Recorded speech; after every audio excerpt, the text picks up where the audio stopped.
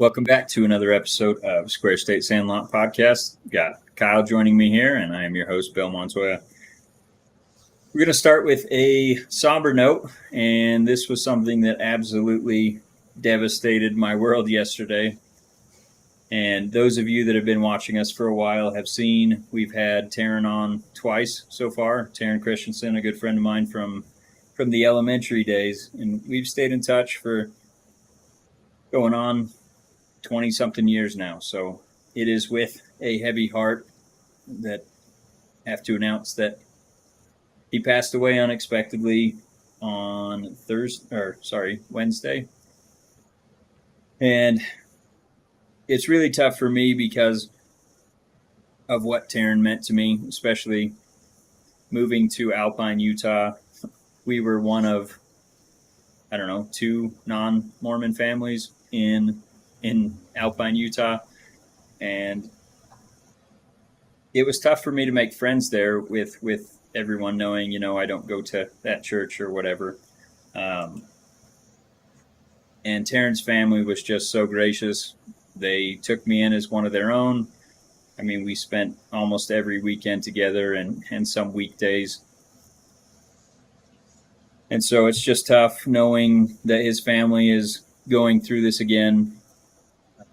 Obviously, they lost Todd, his dad, a few years back, and now going through this again with Teren, who is, their brother, their son, cousin, uncle, and just one of the best humans I've ever seen on this planet. So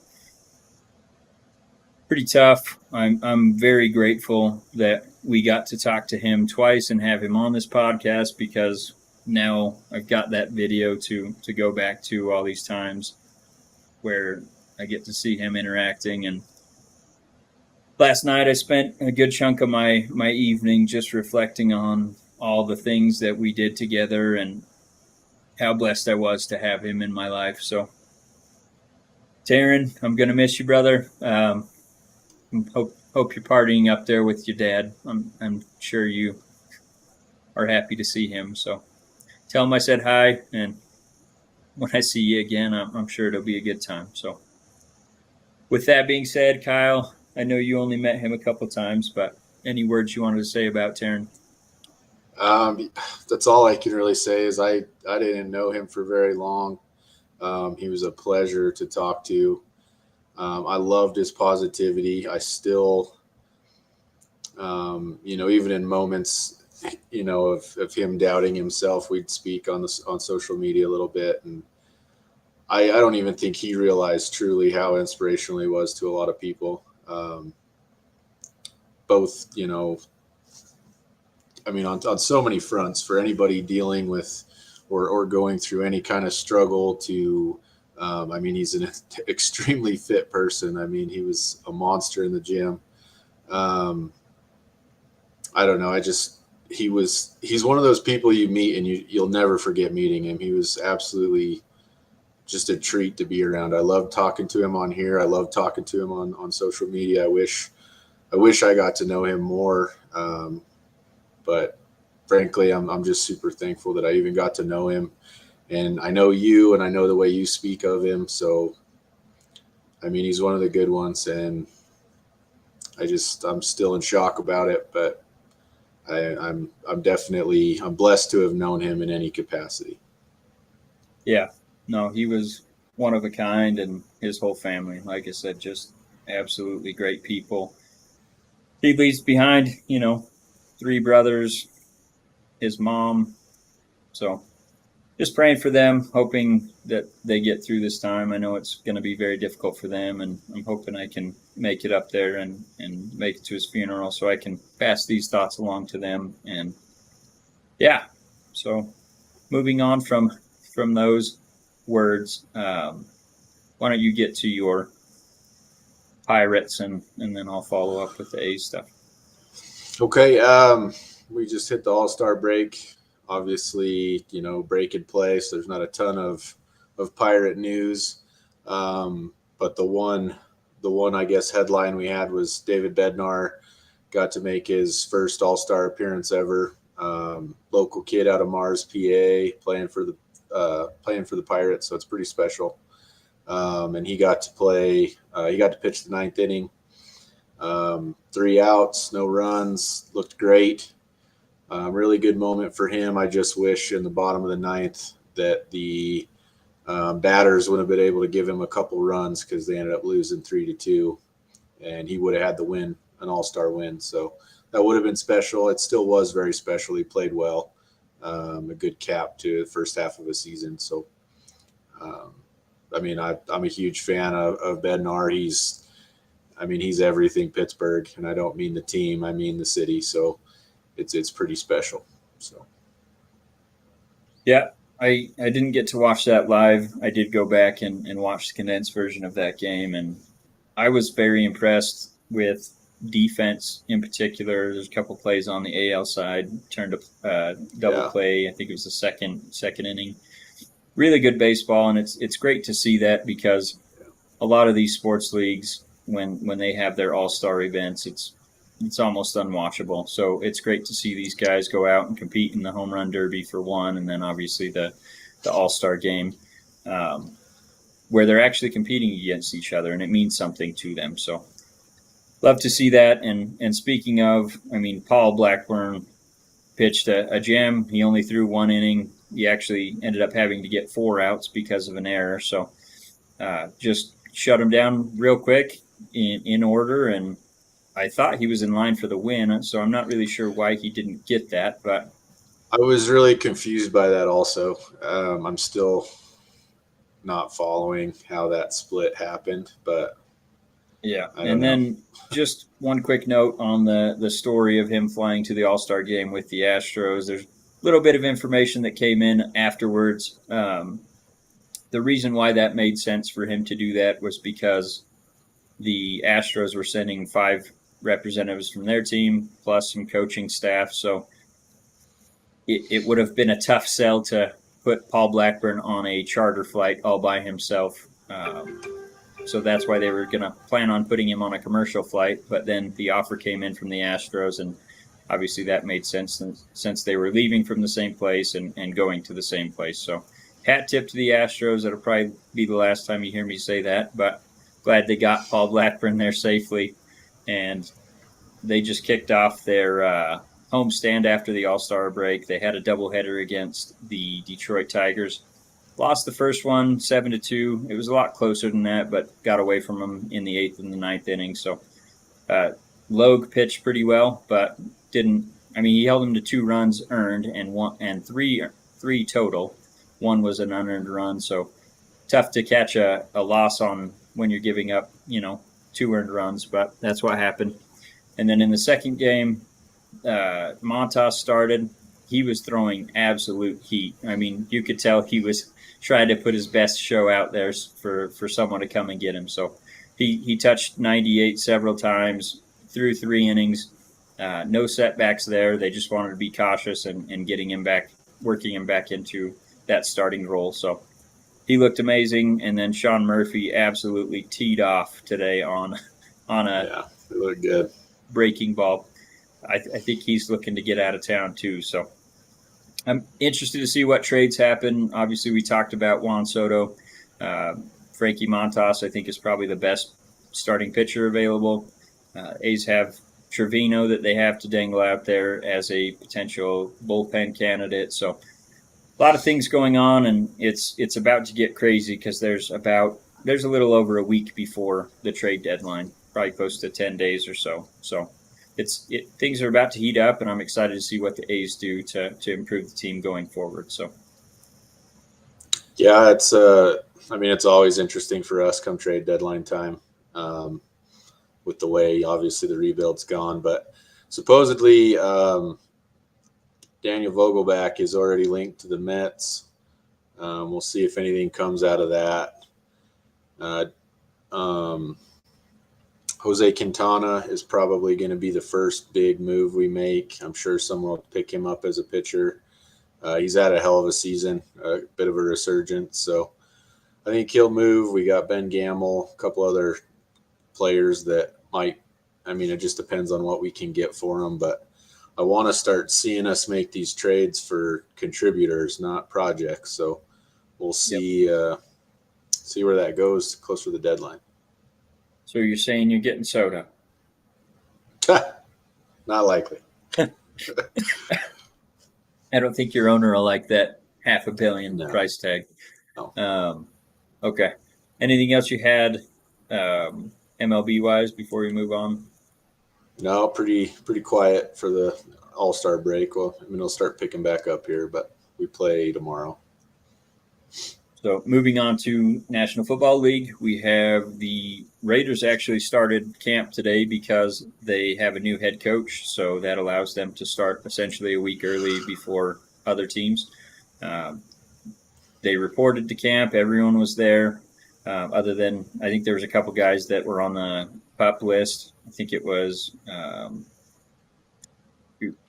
now it's slipping me, but anyway, most of the contributors are there and healthy.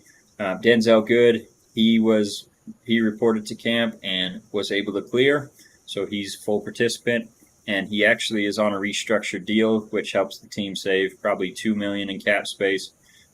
Kenyon Drake was also healthy, which was surprising to me after that knee injury he had somewhat late in the year. And they were both cleared, so that's great news for both of them and also for the team. A couple guys that did report but are seeking new contracts, and that is Darren Waller and Denzel Perryman.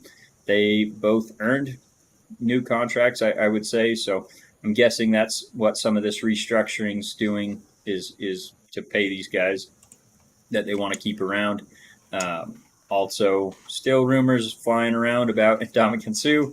I don't know if anything's going to happen with that, but I'm still hopeful, either him or Darrell Williams. So until they sign elsewhere, I'm going to be pounding that table. So absolutely. I mean, that's an immediate upgrade, immediate impact for your defense. I don't blame you. It's always nice when you get into camp early. I mean, turnover at the head coach position, maybe not such a great thing, but I actually really do like that they offer that. When we get to camp and get it figured out as far as the Steelers, I mean, nothing really new on that front other than by the end of camp, we'll for sure know the quarterback situation. I'm still convinced Trubisky will be week 1 starter. But honestly, the biggest thing I want to see for us out of camp is the wide receiver position. Deontay Johnson's going to be a stud regardless, but I really want to see Chase Claypool step up and return to his rookie year. Last year was a bit of a letdown, and with Juju walking, we need somebody to step up in that number 2 role. It's got to happen. So I'm really looking forward to seeing him make a jump in camp. But biggest thing, quarterback situation, and we'll see where we end up. And you're still leaning towards Trubisky week 1, you said? Oh, absolutely. I think he's earned it. I think he's earned the right to start week 1. And it sounds like the team's behind him as well. It's his job to lose. And then you add in the fact that they're not in a hurry with Kenny Pickett. They've already said that they'll bring him on slow. All that combined, Mason Rudolph's not going to push for the starting job. So in my eyes, that all just basically locks in Trubisky week 1. Yep. And we'll see where it goes from there. Yeah, and I found it pretty interesting where a lot of all the people, the talking heads, have you guys ranked in terms of where they think you'll finish. There's some that are thinking, Trubisky's going to do well and lead you guys into playoffs. There's some that are not putting you guys in the playoffs. So pretty widespread on opinions there, and I think that's kind of the same with the Raiders. Obviously, they have an improved team, but they aren't the deepest team. So that's probably some of your guys' issues too, is depth. And then obviously offensive line, quarterback positions are a little unsettled. So we'll get some more clarity as camps get in, and that's what I'm excited for. One note of significance, and that is Kyler Murray, or Calamari. I was going to say, you got to say it right. However you choose to address him. He got paid today. And now I think we can officially say that he made the right choice in going to football.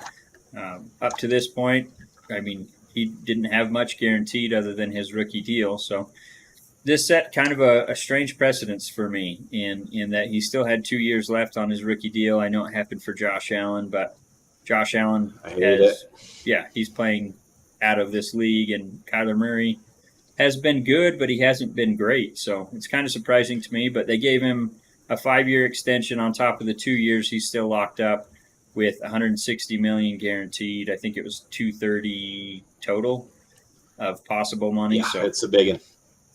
what are you thinking about that? I know you aren't sold on him quite so much, but do you think he can turn into that? I will leave my opinion of him outside because I've made myself abundantly clear on how I feel about Kyler Murray. But I am so tired of this happening. I don't know why they sign contracts at this point. Like, just stop doing contracts and just pay him a wage and they'll show up. Because no contract means anything anymore. The player now has enough power to push their way out of a contract. The teams have ways to get out of them. Your rookie contract used to mean your rookie contract. And then the year before and or later, it would get worked out because it's a prove-it deal. Yeah. And I know that there's guys that come in and make a huge impact right away. And we'll call it a Josh Allen. He's been competitive upwards towards a Super Bowl, basically, since he took the helm. Kyler Murray cannot say that. No. I don't even like playoff game. And yeah. Granted, they were overmatched. The Rams were on top of him the entire game. But, he had 2 picks, I think less than 50% completion. The other side of it, though, the other side of it that I hate is this is going to be a little bit extreme possibly, but I look at a lot of these guys as toddlers. Basically, Kyler Murray threw a tantrum and you rewarded him with a giant contract. Yeah. And what they don't realize, it's just like the Deshaun Watson, or maybe they realize it and don't care. It's just like the Deshaun Watson contract. His 160 million guaranteed in that is directly impacted by the Deshaun Watson contract. Yep. And everything is going to snowball. So these contracts are going to be ridiculous now. You're never going to have players stay with the same team. It's always going to be who can do this, who can do that. I just don't like what it does for the landscape. But I am glad to see that at least not. They didn't give him 250 million guaranteed. They gave him 160. Right. So at least we don't have that where it's, fully guaranteed, which I think that would actually be a solution in fully guaranteeing these contracts. Then you wouldn't have to put the inflated numbers on there, and you could just pay the guys. If they want to get paid, they got to show up. And I think that would solve a lot of the things that you don't like about them, and I think it would solve a lot of the things that the players don't like about them. So if we're going to do that, and you want guys to show up and play, then you can't have these last 2 years of their contracts looming over them where they don't have guaranteed money. Because then they know, if they cut me, it's not going to hurt them. And it is going to hurt me because I don't get paid. So that's why you have these guys throwing these tantrums and not wanting to be on the team anymore. So I think guaranteed money in baseball solves that problem. Obviously, players still get traded and things like that. And I actually forgot to bring up a note that I saw there's some rumors swirling around that the Angels may trade Shohei Ohtani or Mike Trout. So that would be interesting. I was just going to say that they had Noah on there too. Literally dealing anybody. But yeah. And that's where I think, at least in the NFL, if you gave those guaranteed contracts, I don't think the dollar amount would have to be as high per year.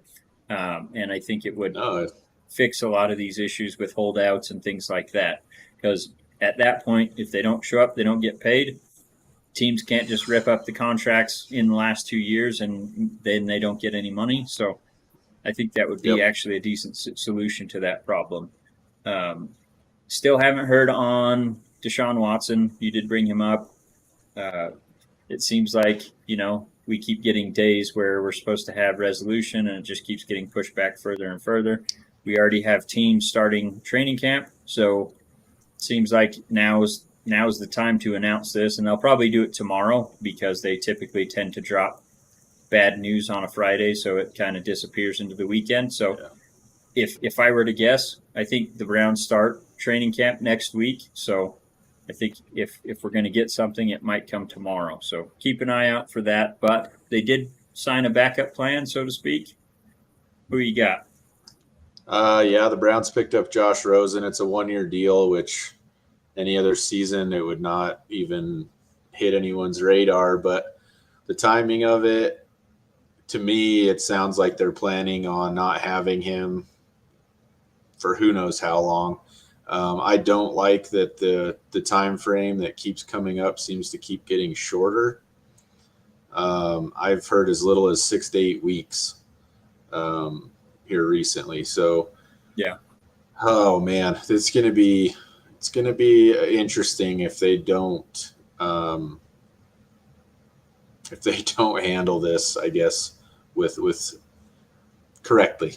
It's going to blow up pretty big, and I'm interested to see where they land on it. But yeah, and that's where I think the league wants to go for that indefinite, so they can do the full year and then gauge the public outrage and then go from there. But absolutely, it sounds like Deshaun Watson's camp is fighting for an actual amount of games versus indefinite. So yeah, it's going to be interesting. I would be shocked if they go less than a year, but at the same time, the way that they've treated some of these problems in the past, it wouldn't surprise me at all. So I don't know where I land on it. I mean, obviously, if he's paying off all these people, there's probably something there. So I feel like anything less than a year, especially when you're suspending a guy for betting on sports for an entire year, I mean, it would feel like a slap in the face. So yeah. Josh Rosen, I am excited if he at least gets an opportunity out of this, because that guy has been shit on everywhere he's gone. I mean, he started with Arizona. After 1 year, they draft Kyler Murray instead of him, or to replace him, ship him off to Miami. Then they draft Tua. I mean, it's just been an endless streak of him not really having a shot to make it. And maybe he really is that bad, but if he gets a shot to at least prove it, that's exciting for me. So a couple other I guess one other quarterback that I've seen a lot of news about lately is Jimmy Garoppolo. Sounds like his shoulder injury is cleared now. His agent has been granted permission to seek a trade now that has his shoulder cleared and is getting closer to training camp. So of the available teams that are looking for a quarterback, where do you see him landing, if anywhere? Or do you think the Niners just hold on to him? Oh, man. This one's really tough. And it's not that I don't like Jimmy G, but I've never been sold on him. Even when his Patriot days, whole 9 yards, I was never sold on him. I honestly think, and I talked about this in a previous podcast, that I feel like he's going to be the next Fitzpatrick. I think his best bet would be going somewhere, and as much as I hate to say it, like somewhere like a Jacksonville and mentoring somebody, or maybe he stays and does that, in San Francisco. I don't know. I don't think that he draws that QB1 interest from enough teams, and I don't see a team that needs him. I don't see a team that wants him right now. I think there's a role for him in the NFL, and I mean, I've talked about it a million times. Fitzpatrick was absolutely amazing. There was maybe no one better as a backup quarterback. You didn't want him as a starter. He wasn't going to carry you for your season, but he could come in and win games off the bench. So I don't know. That's kind of what I see for him and his future, is mentoring younger guys, and be it a Jacksonville or even somewhere like Chicago. I don't know. So someplace with one of these young guys, maybe the Jets. I don't know. Somewhere. Yeah, Jets make a lot of sense to me as a backup. I think the thing that's hurting him the worst is his salary that he's set to make this season. It's the last year of his Pretty contract, inflated. and he's, I think, $27 million, something like that. So it's kind of tough to have him as a backup plan. But again, coming off shoulder surgery, I don't know that anyone really has him as a QB1 right now. A team that makes a lot of sense to me that I think are a lot closer than people think is the Lions. But I don't know if they could get out of the Jared Goff contract or how that would work, if maybe some of that money cancels it out.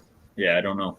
I think the Lions would be great. I really think he'd be great on the Seahawks as well, but I don't think the Niners necessarily want to send him to a division rival, especially without knowing for sure that Trey Lance is ready, although it sounds like they're warming to that situation with being willing to trade Jimmy. So a couple other places, as a backup maybe. I thought the Browns made a lot of sense if they were thinking Watson was going to be out a year, but I think this Rosen signing maybe eliminates them from the race there. So I love that Lions pairing. I really do, because he's an upgrade over Goff. And I didn't even think about the Lions. That'd be interesting. Yeah, if he proves it, I think they could look at him as a potentially long-term answer. So I know they just drafted – who did they draft at quarterback?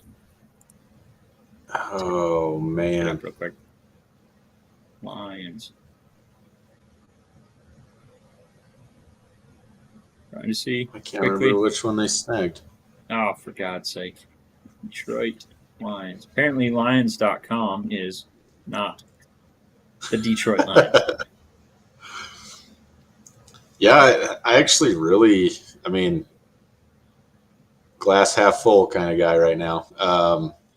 Talk about what a feel-good story that would be if somebody like Jimmy G went to the Lions and even had a 500 season. That would be huge for that fan base, huge for Campbell. They still retained him, right? He's still coaching? I hope so. Yes, he is. I like Campbell, but doesn't look like they did draft anyone. It shows 3 quarterbacks on the depth chart, and they all have 4, 5, and 7 years of experience. So, no, I think he would be an instant upgrade over Goff, and obviously he's got that winning culture from San Francisco and New England. Pair that with a coach like they have that the guys are just willing to fight for. I think that would be fantastic. Plus, I think they're a very improved team. They had one of the better drafts in all of the NFL on paper. So, they didn't take a quarterback. Interesting. And then you have just a quick note on NHL. Yeah, it's not a huge thing. It's more of a personal thing. Kasperi Kapanen's a player that I've really, really enjoyed. He's got an insane amount of speed. Last year was a bit rough for him. I was worried that we would move on from him, especially with all the other moves we have going on. But we were able to lock him in on, I believe, a 2-year, $6 million contract. So it's pretty friendly contract, and I still think he has a ton of upside. And I would really like to see him turn the corner. Plus, I think maybe sometimes he has a bit of a confidence issue. So I think maybe the team offering this and saying, we still think you can, turn this around, I'm hoping that has a huge impact on him. He's kind of a feel-good story because we actually drafted him way back when. And then, he never made it up to the NHL with us and ended up playing elsewhere.